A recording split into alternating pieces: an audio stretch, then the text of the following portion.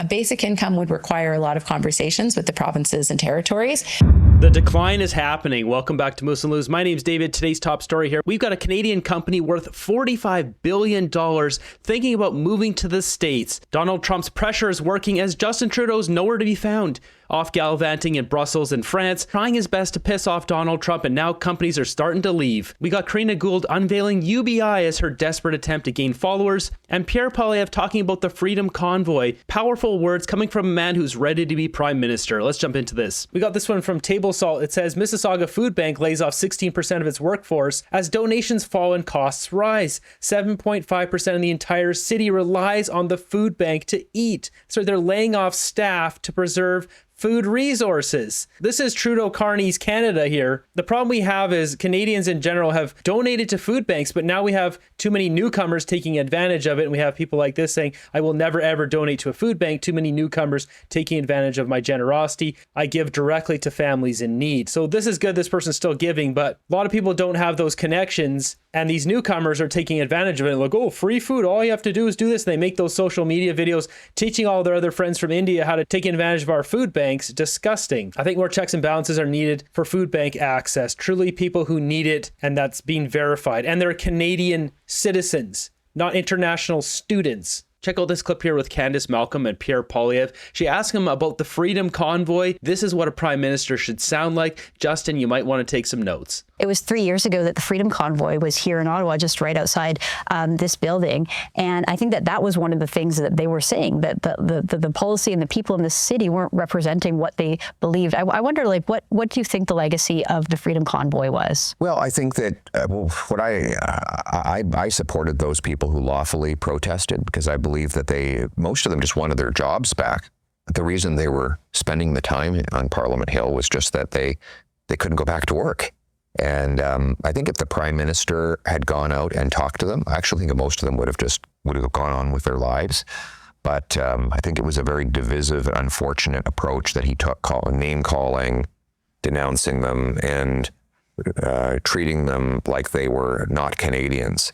And I think it's a good reminder that when a prime minister disagrees with a protest, he still has to remember that the people who are attending the protest are Canadians. They have the right to express themselves, and they deserve dignity and respect. And I think if that had happened, then it would not have dragged on so long. And I look at the Hamas riots that we're seeing in our streets, far more violent. We're seeing, fire bombings and bullets going into Jewish schools, and I think to myself, it was supposedly a national emergency worthy of suspending civil liberties, that there were trucks parked in front of the Parliament building, but it's not an emergency when bullets are flying into children's schools or synagogues are being firebombed. And that is a very strange irony to me. It's so refreshing to hear a politician talk about what all of us see. We see these riots in the streets and nothing's being done. Justin Trudeau knows about it. It's not like they don't know. They want those to happen, otherwise they would have dealt with it. It's the same reason why there's all the churches burned across Canada. That wasn't just like a random oopsie. Some sort of coordinated effort. Is it coming from the WF? Where is it coming from? It was an attack on the church, and suddenly I have all these people coming over from another country that are not of that religion. There's a coordinated effort happening. Who's behind it all? Is it Klaus Schwab? Who knows? But when a government in power does not step up and stop wrongdoings in the country, then they become complicit with it. Specifically, Justin Trudeau has not stopped any of this. He's let the rampaging in the streets to go on, which is a direct support of that action. Now, the reason why we're not hearing more about this stuff in the news, in the media, is because it's a touchy subject and Canada has draconian laws. Here we've got journalist Michael Schellenberger highlighting the concerning state of free speech in Canada. We see in Europe, very serious penalties for people that supposedly commit the act of misinformation. And then in Canada, there's actually life imprisonment as a potential punishment for what's the end of these laws and these efforts? Is it total political power? Is it just the easy eradication of dissent? What is the goal? Yeah, I mean, total information control is definitely the goal. They want to control the information and also shape how people understand it. That's why they talk about narrative control. They love that narrative control. And this is what we'll get with Mark Carney. Life imprisonment for misinformation sounds like a dystopian novel, but nope, it's Canada. Who knew the Great White North was so committed to silencing dissent? Free speech is supposed to be a cornerstone of democracy, not a ticket to prison. This is so well said here. Well, I'm glad you brought up immigration. So you recently announced that people who are participating in those rallies, people who engage in violence and hate crimes, will lose their status. If they're here temporarily on a student visa or temporary visa, you would suspend the visa and deport them. So can you walk us through what that would look like? Well, it's very simple. If you break our laws when you're here as a visitor, we kick you out. I don't know how anybody can disagree with that. If someone shows up in our country claiming to be a student or a temporary worker and they start firebombing coffee shops, bakeries, synagogues, or any other place, then they need to be immediately arrested and they need to be deported. If someone is obviously a citizen, they should be prosecuted through our legal system and put in prison here in Canada for those sorts of crimes. But there's no excuse for keeping people in this country who are visitors here on a temporary visa or permit if they're breaking our laws. What about people who are here illegally? What about people who have entered the country illegally or who have come to the country, applied for asylum claim, had that rejected, but remain in Canada? Would you deport those people? Yes, I mean that's supposed to be the policy right now. I mean, if someone comes in, makes a false asylum claim, it gets rejected, they're supposed to leave today. The challenge that we're going to face is that under 9 years of the Carney-Trudeau Liberals' open border policies, we have now millions of people whose permits are going to expire over the next sort of 2 years. If they don't leave, we have a very hard time, first of all, even knowing they're still here, finding them, and then carrying out a deportation that we do want to keep. They could be a master's graduate in computer engineering that has a six-figure job in Kitchener-Waterloo, started a family, integrated, speaks the language. This is someone we want to keep, but we need to be able to make that decision ourselves through a selection based on these criteria, not just by accident because people who are not eligible to stay decide they're not going to leave. Yeah, not because Mark Miller opened the door for all these people to just flood into our country and absolutely obliterate the housing market, as well as taking away jobs, the coffee shop jobs, all those jobs from young Canadians. We've got breaking news here. Barrick Gold, this is a huge mining company in Canada worth $45 billion, is thinking of moving to America. This is all thanks to Justin Trudeau. It says here, Barrick Gold is considering relocating its corporate domicile from Canada to US. According to Bristow, moving south could result in more efficient workplace and attract a broader base of investors. The relocation could position Barrick for inclusion in the S&P 500 index because it's such a big company, which would trigger automatic purchase and numerous mutual funds and exchange-traded funds that track the index. Barrick Nevada Gold Mines joint venture is the company's largest operation and the world's biggest gold production complex. It is expected to produce 1.45 to 1.7 million ounces of attributable gold this year. In Canada, Barrick runs a Hemlo mine in Ontario. It's produced more than 21 million ounces of gold and has been in continuous operation for over 30 years. Bristol told the Globe and Mail that a second Trump administration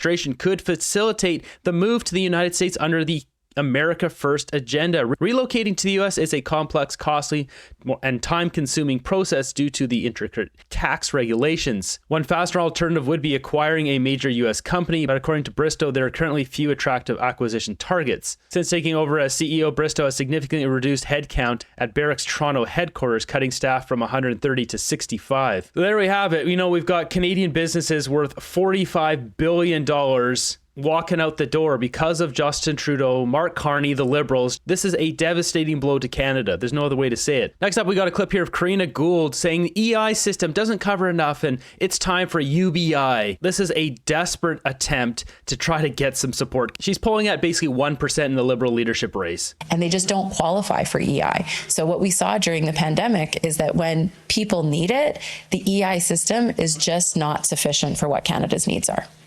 And so just to be clear on the universal basic income, this would be there on top of, including the EI system. I think we have to improve what we have right now to set us on a path for what a basic income could look like. So my commitment is within 1 year to have a modernized system in place, or the path towards it. And then a basic income would require a lot of conversations with the provinces and territories, but to set Canada on that path, because again, we are a wealthy country. We have done great things. We pretty much have a basic income for children with the Canada Child Benefit, and for seniors with old age security and the guaranteed income supplement. But there are a lot of people who need that support in Canada. So I want to have that conversation and that dialogue with Canadians about what that modernized social safety net would look like. How are you going to pay for it? That's what everyone wants to know. How would you pay for this? This is such a desperate attempt to try to get votes. She is done. She's learning a hard lesson here that lying for Justin Trudeau and lying to Canadians for months and months and months yields this 1% in the polls. The rest of the Liberals have tossed her aside. She's got no one backing her. This is the sad decline of Karina Gould. She won't win her riding. She's done. Her political career's over. So do you have any idea right now, like how much money would a Canadian receive through UBI, and how would it be paid for?